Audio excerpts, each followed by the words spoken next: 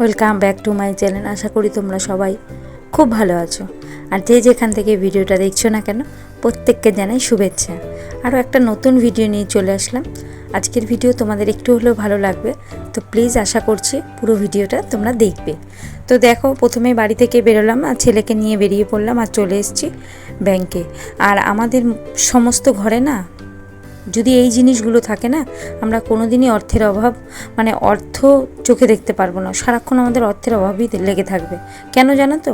Loan. তো আমাদের কিছু ভুলের কারণে বলবো না, প্রয়োজনের কারণে।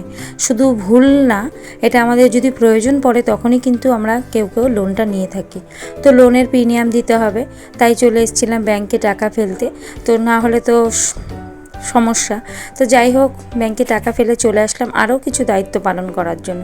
একটা ছোট্ট জামা কাপড়ের দোকানে চলে এসেছি। সেটা ওই যে বললাম, মধ্যবিত্ত জীবনযাপন কিন্তু এইভাবেই হয়, সামান্য সামান্য কিছু জিনিস দিয়ে, আর এটা দিয়ে আনন্দ উপভোগ করি জীবনের। তো এখানে চলে এসেছি জামা কাপড় নেওয়ার জন্য। নেমন্তন্ন আছে একটা বাচ্চার অন্নপ্রাশন, তো সেখানে কিছু গিফট তো দিতেই হবে। আমাদের প্রত্যেকেই আমরা জানি যে কোনো না কোনো জায়গায় আমন্ত্রণ থাকলে কিংবা আমাদের কেউ কিছু গিফট করলে সবাই এতে খুশি হয়, যার যার সাধ্য মতো। তো ওখান থেকে নিয়ে নিলাম একটা জামা, আর এখানে নিয়ে নেবো থালা। তো উনি থালাগুলো বের করছিল, বলছিলাম এটা না, আরও ভালো একটু কোয়ালিটি। বলছে ভালো তো শেষ হয় না। আমি সে তো ঠিকই, তো ভালোটা একটু দেখান। তো উনি ভালোটা একটু দেখাক, আর আমিও নিচ্ছি। তো সকাল থেকে রাত অবধি মোটামুটি সব কিছু তোমাদের সাথে শেয়ার করব। তো তখন আমি যখন বেরোলাম বাড়ি থেকে, প্রায় ধরো 10টা সাড়ে 10টা বাজে। তো তোমরা দেখতে থাকো আর আমার সাথে থেকো, ভিডিওটা দেখো, তোমাদের একটু হলেও ভালো লাগবে।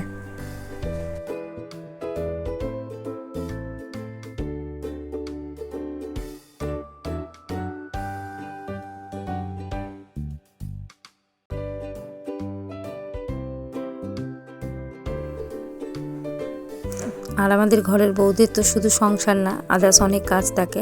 তো চলে এসেছি ছেলের এখানে ড্রয়িং ক্লাসে।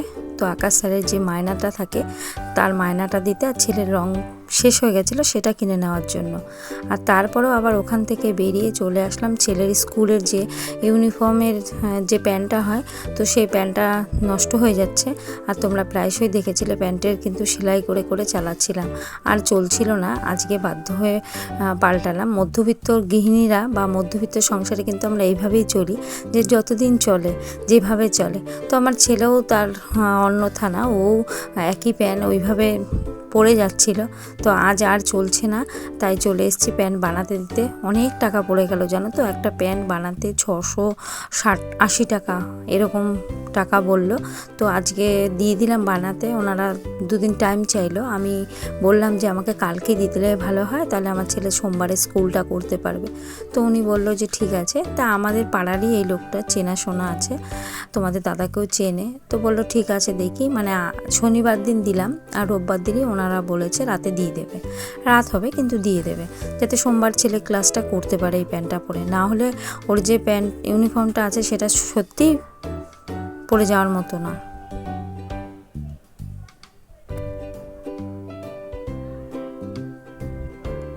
আর তারপরে দেখো, আমি কিন্তু ইউনিফর্ম চেঞ্জ করিনি, ওখান থেকেই চলে আসলাম কাজে। ছেলেকে বললাম আমাকে একটু জলের বোতলটা দিয়ে যা। সব কিছুর ঊর্ধ্বে যে টাকা, আমাদের মধ্যবিত্ত জীবন বলো, আর আমাদের একটু কষ্টটা বেশিই হয়। টাকার অভাবে আমরা অনেক কিছু করতে পারি না। শখ আহ্লাদ, বাচ্চা সন্তান যেই থাকুক, তার কিছু চাওয়া পাওয়া, নিজেদের কিছু শখ। তো যাই হোক, কী করা যাবে, কাজটা না করলে তো আমরা কেউ সেটুকুও পাবো না। আর আজকে যেন খুব গন্ডগোল হয়ে গেছে, রান্না করতে করতে ভাতটা না ভীষণ নরম হয়ে গেছে। তাই ভেবেছিলাম গামলার মধ্যে ঢেলে রাখলে একটু হলো ভাতটা ভালো থাকবে। আর আলু সেদ্ধ মাখা হয়েছিল, দেখো এইটুকু পরিমাণে আলু সেদ্ধ আছে। আর এখানে বানিয়েছিলাম পাট শাক দিয়ে ডাল, আমাদের তো এটা ভীষণ একটা প্রিয় রেসিপি। আর এখানে বানিয়েছিলাম চিংড়ি মাছ, নিয়ে এসেছিলো আলু দিয়ে চিংড়ি মাছ। তো বাবু বলেছিল পটল দিয়ে খাবে, তো পটল তো আর আনা হয়নি, আর এখন অনেক দাম পটলের। আর তারপরে সন্ধেবেলা চলে এসেছি, বিকেলবেলা আবারও কাজে গেছিলাম। তো একই ভিডিও বারবার দেখাবো সেটা তো হতে পারে না, তাই সন্ধেবেলা কাজ থেকে এসে এখন চা মুড়ি, সন্ধ্যের মধ্যবিত্তের ঘরে কিন্তু এই টিফিনগুলোই বেশিরভাগ হয়। ছেলেকে একটু জল দিয়ে মুড়ি ভিজিয়ে দিলাম, এটা শরীরের জন্য খুব উপকার। আর মুড়ি আমাদের সচরাচর সবসময় ঘরে থাকে। আর তারপরে চলে এসছে যে বলে না ভাগ্য, তোমার ভাগ্য যেখানে নেবে তুমি সেখানেই যাবে। তো ভাগ্নির সঙ্গে চলে এসেছিলাম ওর অন্নপ্রাশন বাড়িতে, নেমন্তন্ন আছে কিছু গিফট কেনার জন্য। তো ওখানে এই প্রসাদ দেওয়া হচ্ছিল, তাই চলে আসলাম। আর আমাদের ভাগ্যে এটা রয়ে গেল বা কপালে ছিল এই খাবারটুকু, প্রসাদটুকু। তো সেটাই আমরা খেতে বসে গেছি। আর এটা শ্রী গুরু ঠাকুর বলে, তো সেই ঠাকুরের প্রসাদ আমরা নিচ্ছি এখন। তো আশা করছি তোমাদের ভালো লেগেছে ভিডিওটা। আর আজকের ভিডিও এখানেই শেষ করব। আর কোনো অংশ যদি ভালো লেগে থাকে তো একটা কমেন্ট করো। আবারও তোমাদের সাথে দেখা হবে নতুন একটা ভিডিওতে। তোমরা সুস্থ থেকো, ভালো থেকো। আজকের মতো টাটা।